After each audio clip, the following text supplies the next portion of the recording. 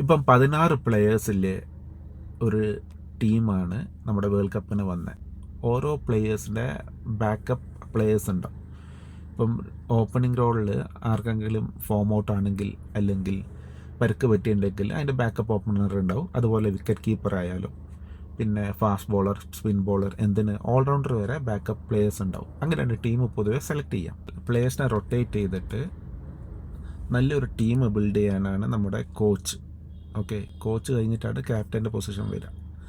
അപ്പം ഈ കോച്ചിനും ക്യാപ്റ്റനും പ്രത്യേകം പ്ലെയേഴ്സിനെ താല്പര്യമുണ്ടെങ്കിൽ ആ പ്ലെയർ ഫോം ആണെങ്കിലും ഫോം അല്ലെങ്കിലും ആ പ്ലെയർ ടീമിൽ വരും.